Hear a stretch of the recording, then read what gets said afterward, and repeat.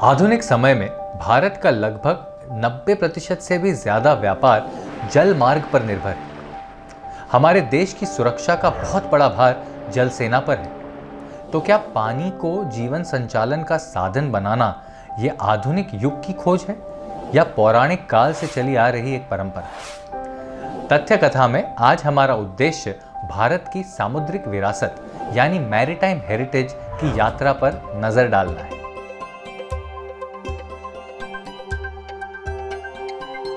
नमस्कार। हमारी सृष्टि की रचना जल में हुई। सबसे पहला जीवन जल में उत्पन्न हुआ। हमारे पहले अवतार मत्स्य अवतार ने जल में जन्म लिया। धन की देवी लक्ष्मी जी समुद्र से ही प्रकट हुई। हमारे शरीर में 70% पानी है और आज हम जिस धरती पर मौजूद हैं उसका 25% हिस्सा यदि छोड़ दे तो बाकी सब पानी ही पानी है। तो क्या जल से जीवन का रिश्ता सिर्फ इसलिए जोड़ा गया होगा? नहीं, जल का जीवन से जुड़ाव इसके भी आगे है। विज्ञान के अनुसार पानी की तरल अवस्था यानी लिक्विड फॉर्म में रहने की जो रेंज है वो सबसे ज्यादा है 100 डिग्री, यानी शून्य पर जमने से लेकर गैस बनने तक जल पूरे 100 डिग्रीज की रेंज में लिक्विड रहता है, जिससे हमारे जीवन की बहुत सी गतिविधियां संचालित हो जाती हैं और उनमें से एक है समुद्री आवागमन और सुरक्षा। अगर हम अपनी सामुद्रिक विरासत मैरीटाइम हेरिटेज के प्रारंभ की बात करें तो इसका विस्तार हमें करीब 4000 साल पहले से मिलना शुरू हो जाता है। लेकिन पौराणिक काल में समुद्र को आवागमन के लिए इस्तेमाल करने का सबसे अच्छा उदाहरण है भागवत पुराण में। जब पृथ्वी असुरों के भार से झुकने लगी तो देवता उसे गाय के रूप में समुद्री मार्ग से यात्रा करके क्षीर सागर में विश्राम कर रहे भगवान विष्णु के पास ले गए और उनसे सुरक्षा की मांग की। विष्णु जी ने कृष्ण अवतार लेकर असुरों के भार से पृथ्वी को हल्का किया। विष्णु धर्मोत्तर पुराण में हमारे यहाँ नदियों को सुंदर युवतियों के रूप में दिखाने के निर्देश दिए गए। ये तथ्य हमें बताता है कि हमारे यहाँ जल को मानव जीवन से कितनी बारीकी से जोड़ा गया है। पृथ्वी पर जल प्रबंधन के लिए हमारे शास्त्रों में एक नहीं दो देवताओं का उल्लेख मिलता है। ऋग्वेद में पार्जन्य जो पृथ्वी पर वर्षा के बादलों से जल का उत्पादन करते हैं और वरुण पृथ्वी पर मौजूद जल जैसे समुद्र, नदियां, झरने, कुएं, तालाब इनका प्रबंधन करते हैं। इसीलिए 18 मार्च 1952 को चक्रवर्ती डॉक्टर राजगोपालाचारी ने तैत्तिरीय उपनिषद के एक श्लोक शम नो वरुणः का सुझाव दिया, जो हमारी भारतीय नौसेना का आदर्श वाक्य आज भी है, यानी वरुण देवता हमारी रक्षा करे। सिर्फ हिंदू धर्म ही नहीं, अन्य धर्मों में भी जल से देवताओं को जोड़ा गया है। बौद्ध धर्म में जल दुर्घटनाओं से बचने के लिए अवलोकितेश्वर और तारा की आराधना की जाती है। भारतीय और पुर्तगाली नाविक माता मरियम की मूर्ति साथ लेकर चलते थे ताकि समुद्र में उन्हें कोई परेशानी ना आए। एक बात तो इससे साफ हो जाती है कि हमारे देश में समुद्री साधनों का न सिर्फ बहुत पहले से ज्ञान था, बल्कि उससे जुड़ी सभी आवश्यक जानकारी बाकी दुनिया से पहले हमारे पास मौजूद थी। जैसे नेविगेशन जैसा शब्द जिसका इस्तेमाल सारी दुनिया करती है, संस्कृत के शब्द नवगति से मिला है। इसी से नेवी भी बना। नेविगेशन के संबंध में एक बहुत दिलचस्प प्रश्न उठता है कि जब देशांतर रेखाएं बनी नहीं थी, समुद्री नक्शों का कोई कॉन्सेप्ट नहीं था, आकाश में तारों की स्थिति मौसम के कारण स्पष्ट नहीं हो पाती थी, तब नाविक एक बंदरगाह से दूसरे बंदरगाह तक की दिशा का कैसे पता लगाते थे? दरअसल मोहेंजोदारो की खुदाई से मिली टेराकोटा की एक मुद्रा में अंकित पक्षियों के रूप में एक जानकारी मिलती है।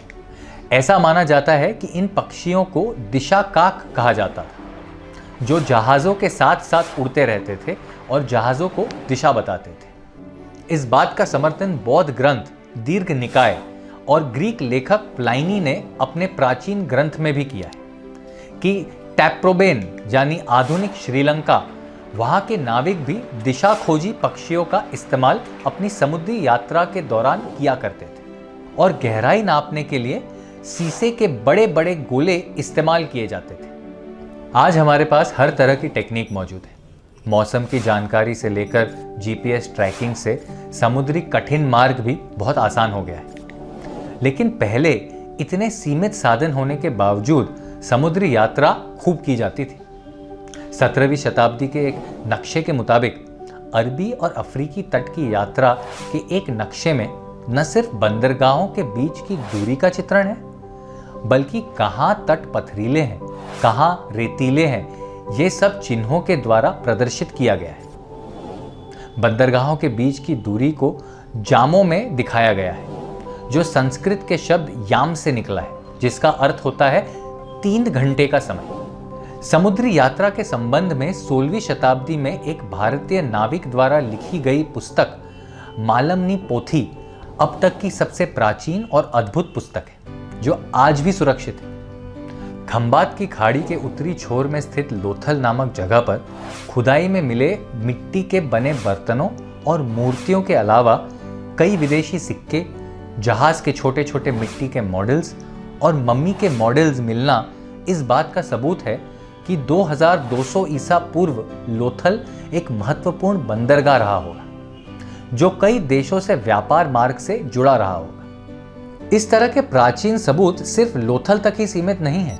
महाराष्ट्र में कोल्हापुर, उस्मानाबाद, दक्षिण भारत में नागापट्टनम सहित कई अन्य स्थानों में इस बात के अनेक प्रमाण हैं कि भारत में समुद्री गतिविधियां कितनी सक्रिय थी, बल्कि उस समय के हिसाब से बहुत विकसित भी थी। समुद्री एवं जल व्यापार का विकास मौर्य साम्राज्य के दौरान माना जाता है। इस दौरान विदेशी व्यापारियों का भारतीय समुद्र तटों पर आना जाना अचानक बढ़ने लगा।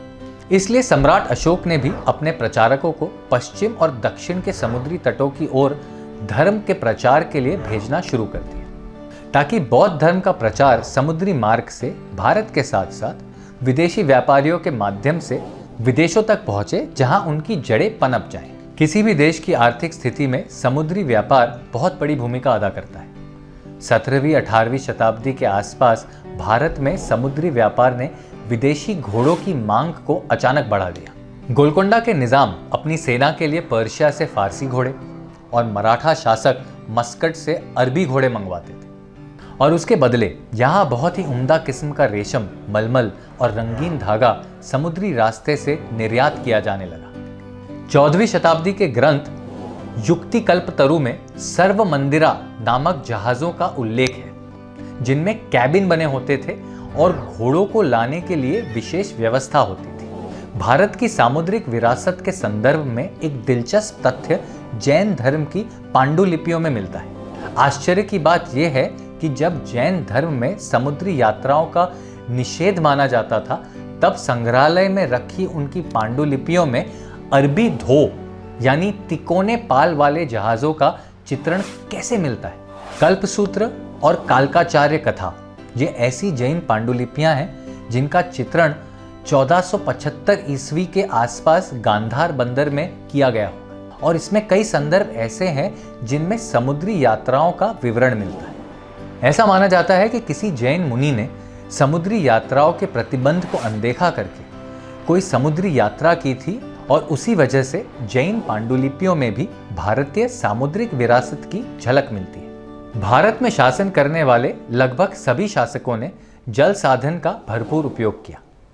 बाबर जिन नावों से यात्रा करता था, उनके नाम थे गुंजाइश, आसाइश, आराइश और फरमाइश। अकबर के अहमदाबाद के गवर्नर और उनके मित्र अब्दुल रहीम खान खाना ने 3 जहाज़ों रहीमी, करीमी और सालारी के द्वारा बहुत से मुसलमानों को हज यात्रा पे भेजा था। ये जहाज उस समय इतने बड़े थे कि इन पर करीब 1800 से ज्यादा यात्री सवार हो सकते थे। लेकिन आधुनिक युग में भारत को एक समुद्री शक्ति बनाने का श्रेय जाता है छत्रपति शिवाजी महाराज और उनके सारखेल यानी एडमिरल कान्होजी आंग्रे को। 17वीं शताब्दी में इन दोनों ने अपनी स्थिति को मजबूत बनाने के लिए न सिर्फ अजेय किलों का निर्माण करवाया, बल्कि पुर्तगालियों, ब्रितानियों, डच जैसी विदेशी शक्तियों से स्वयं को सुरक्षित रखने के लिए अपने जंगी बेड़े को भी बहुत मजबूत बनाया। मराठा नौसेना में तरह तरह के जहाज शामिल थे, जिनमें पाल, गुरब, गलबत और महागिरी जहाज थे। मराठा नौसेना का एक और दिलचस्प पहलू ये था कि जब बाकी सेनाएं पारंपरिक तिकोने पाल का इस्तेमाल कर रही थी, मराठों ने चौकोर पाल लगाने शुरू कर दिए थे। छत्रपति शिवाजी महाराज और कान्होजी आंग्रे को आधुनिक नौसेना का जनक कहा जा सकता है। शायद इसी बात को सम्मान देने के लिए 2 सितंबर 2022 को भारतीय नौसेना ने एक ऐतिहासिक ध्वज परिवर्तन किया। हमारी भारतीय नौसेना ने अपने पुराने ध्वज, जिसे सेंट जॉर्ज क्रॉस कहा जाता था और जो ब्रिटिश शासन के ज़माने से चला आ रहा था, उसे हटाकर शिवाजी महाराज की मराठा राजमुद्रा से प्रेरित होकर एक पूर्ण स्वदेशी ध्वज को नौसेना में शामिल किया। इस झंडे पर अंकित राजमुद्रा की अष्टकोणीय संरचना इस बात का प्रतीक है कि भारतीय नौसेना की मारक क्षमता 8 दिशाओं तक जाती है। आज हम विश्व में एक बहुत बड़ी जल सैन्य शक्ति हैं। हमारे जलमार्ग व्यापार के लिए सुरक्षित तो हैं ही, बल्कि हमारी नौसेना दूसरे जल मार्गों को भी सुरक्षा प्रदान करती है। इसीलिए हमारे वेदों में भी कहा गया है, जलमेव यस्य बलमेव तस्य, यानी जल में जो बलवान होगा वही सर्वशक्तिमान होगा। तथ्य कथा का ये भाग आपको कैसा लगा, आप हमें जरूर बताइए, क्योंकि आपके कमेंट्स और प्रोत्साहन ही हमारा मार्गदर्शन भी है। तथ्य कथा को लाइक कीजिए, सब्सक्राइब कीजिए और कमेंट्स देते रहिए। फिर मिलेंगे किसी नए तथ्य की कथा को लेकर तथ्य कथा में। नमस्कार।